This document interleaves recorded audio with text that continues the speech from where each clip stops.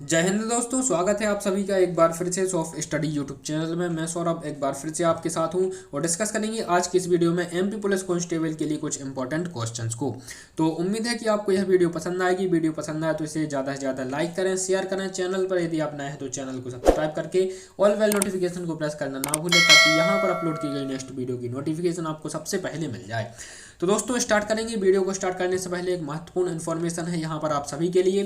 तो यदि आप एमपी पुलिस कांस्टेबल की सर्वश्रेष्ठ तैयारी करना चाहते हैं तो इसके लिए आप टेस्ट सीरीज का उपयोग कर सकते हैं। यदि आप टेस्ट सीरीज लगाना चाहते हैं तो आप परीक्षा ऐप पर उपलब्ध टेस्ट सीरीज को परचेस कर सकते हैं हमारे प्रोमो कोड के जरिए। हमारा प्रोमो कोड है SOFTGOV50।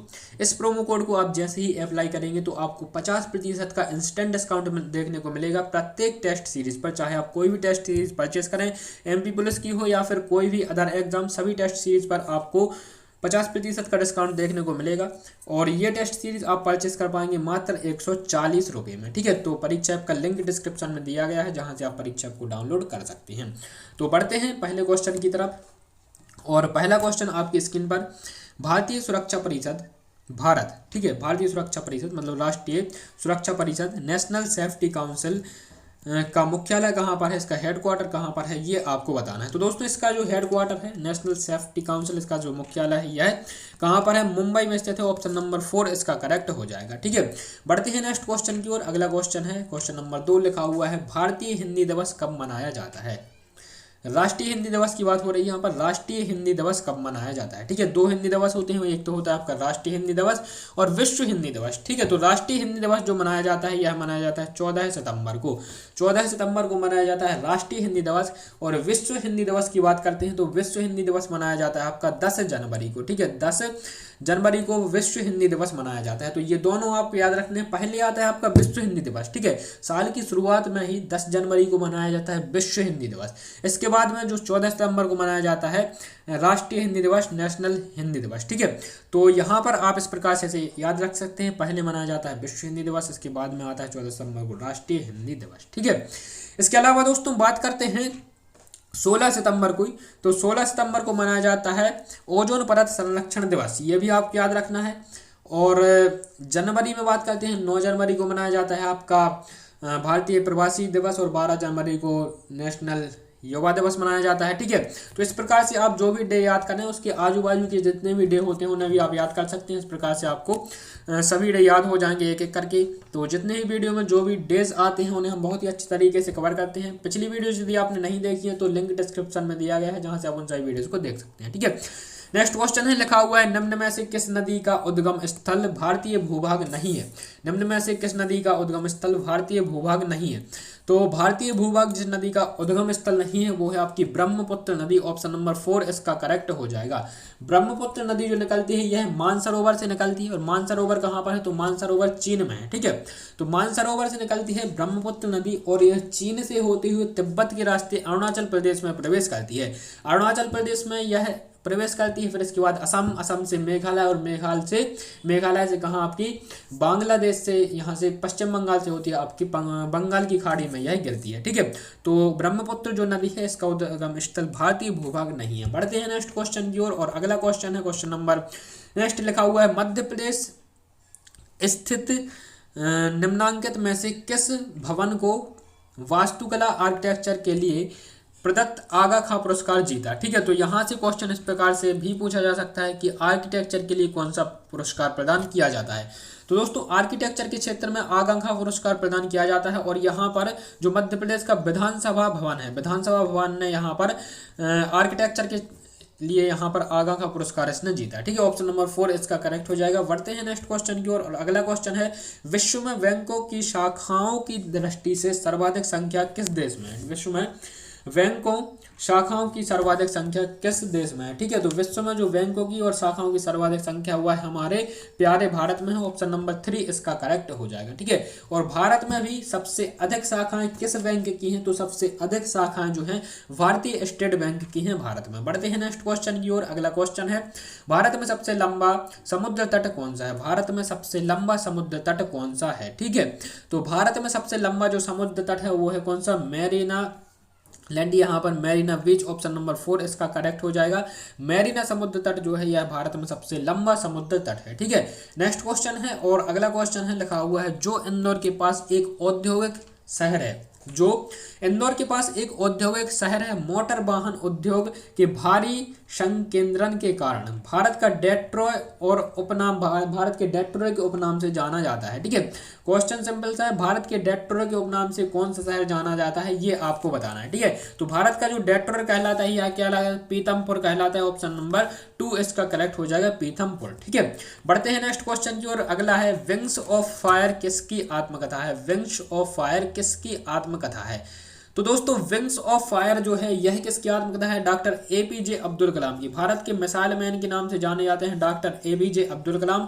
ऑप्शन नंबर 4 इसका करेक्ट हो जाएगा, द विंग्स ऑफ फायर। यह जो आत्मकथा है डॉक्टर एपीजे अब्दुल कलाम की आत्मकथा है। नेक्स्ट क्वेश्चन है, भारत के किस प्रदेश में कैन वन्यजीव अभ्यारण्य स्थित है, भारत के किस प्रदेश में कैन वन्यजीव अभ्यारण्य स्थित है। ठीक है, भारत के किस प्रदेश में कैन वन्यजीव अभ्यारण्य स्थित है। तो दोस्तों भारत के जो है अरुणाचल प्रदेश में कैन वन्यजीव अभ्यारण्य स्थित है। ऑप्शन नंबर 3 यहाँ पर करेक्ट हो जाए। यह क्वेश्चन यहाँ पर इंक्लूड इसलिए किया गया क्योंकि यह कंफ्यूजन क्रिएट करने वाला क्वेश्चन है, क्योंकि जो कैन नदी है वह कहाँ से गुजरती है, तो कैन नदी कहाँ से गुजरती है, यह मध्य प्रदेश से होती है, गुजरती है। मध्य प्रदेश उद्गम स्थल है कैन नदी का, लेकिन यह जो कैन वन्यजीव अभ्यारण्य है अरुणाचल प्रदेश में स्थित है, तो ये आपको याद रखना है।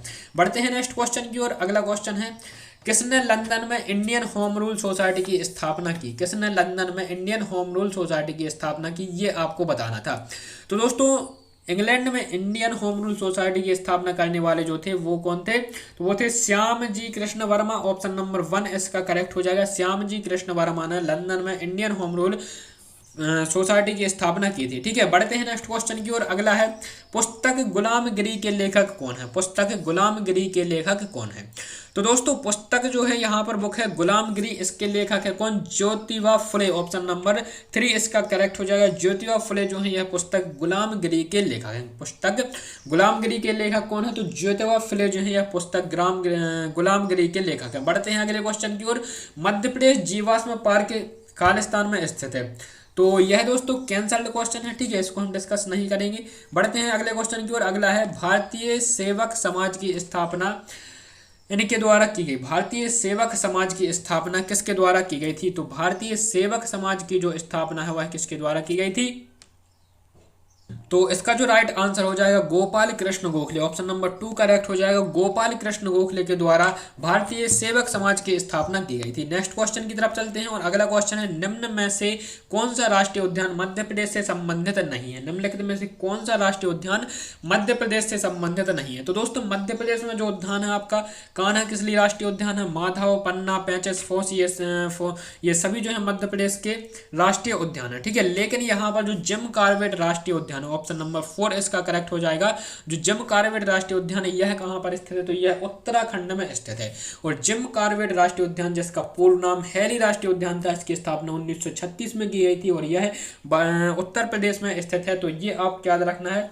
और जो है जिम कॉर्बेट राष्ट्रीय उद्यान ये मध्य प्रदेश से संबंधित नहीं है। बांधवगढ़, माधव, कान्हा, किसली, ये सभी मध्य प्रदेश के राष्ट्रीय उद्यान हैं। ठीक है, बढ़ते हैं नेक्स्ट क्वेश्चन की ओर। अगला है, भारत में पहला अंग्रेजी समाचार पत्र कौन सा था, भारत में पहला जो अंग्रेजी समाचार पत्र कौन सा था, भारत में जो पहला अंग्रेजी समाचार पत्र था वो बंगाल गजट था। ऑप्शन नंबर 1 इसका करेक्ट हो जाएगा, बंगाल गजट। ठीक है, बंगाल गजट समाचार पत्र था, यह भारत का पहला समाचार पत्र है। ठीक है, नेक्स्ट क्वेश्चन है, भारत का कौन सा राज्य उत्तर में कर्नाटक, पूर्व में तमिलनाडु और पश्चिम में अरब समुद्र से घिरा हुआ है। भारत का कौन सा राज्य ऐसा है जो कि उत्तर में कर्नाटक से घिरा हुआ है, पूर्व में तमिलनाडु से घिरा हुआ है और पश्चिम में अरब सागर से घिरा हुआ है। ठीक है, तो ये कौन सा राज्य हो जाएगा हमारा, ऑप्शन नंबर 4 महाराष्ट्र हो जाता है। ठीक है, महाराष्ट्र ये राज्य है। नेक्स्ट क्वेश्चन है यहाँ पर, अगला है, लिखा हुआ है 1947 में भारत स्वतंत्र होने से पहले कौन सा शहर उड़ीसा की राजधानी था, कौन सा शहर उड़ीसा की राजधानी पहले था। ठीक है,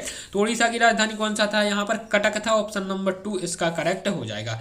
नेक्स्ट क्वेश्चन की तरफ चलते हैं और वर्तमान में जो उड़ीसा की राजधानी वह कौन सा है, तो वह भुवनेश्वर है वर्तमान में उड़ीसा की। नेक्स्ट क्वेश्चन है दोस्तों, लिखा हुआ है, संविधान के अनुच्छेद 80 में निर्धारित अनुसार राज्यसभा में सदस्यों की अधिकतम संख्या कितनी होती है। तो दोस्तों राज्यसभा में सदस्यों की जो अधिकतम संख्या होती है वो होती है 250, 250 होती है। ऑप्शन नंबर 1 इसका करेक्ट हो जाए। यदि बात करते हैं लोकसभा की, तो लोकसभा में जो सदस्यों की संख्या होती है 552 होती है। मध्य प्रदेश की विधानसभा की सदस्य संख्या आपसे पूछी जा सकती है। तो मध्य प्रदेश में विधानसभा में जो विधायकों की सदस्य संख्या होती है वो 231 होती है। ठीक है, 230 + 1 231 होती है। ये आपको याद करके रखना है। नेक्स्ट क्वेश्चन की तरफ चलते हैं और अगला क्वेश्चन यहाँ पर लिखा हुआ है, मध्य प्रदेश के जिले में तानसेन समारोह आयोजित किया जाता है। मध्य प्रदेश के किस जिले में तानसेन समारोह आयोजित किया जाता है? तो ग्वालियर में तानसेन समारोह आयोजित किया जाता है। ऑप्शन नंबर 4 इसका करेक्ट हो जाएगा। तो दोस्तों ये था इस वीडियो का अंतिम क्वेश्चन। वीडियो कैसी लगी आपको ये कमेंट बॉक्स में जरूर बताना है। साथ ही साथ यदि आपके कोई डाउट है क्वेश्चन से तो आप वो भी कमेंट बॉक्स में पूछ सकते हैं। पर्सनल रिप्लाई आपको कमेंट बॉक्स में मिल जाता है। तो वीडियो को ज़्यादा से ज़्यादा लाइक करें, शेयर करें। मुलाकात होगी आपसे वीडियो में, नेक्स्ट वीडियो में कल इसी समय। तब तक के लिए नमस्कार, जय हिंद, वंदे मातरम।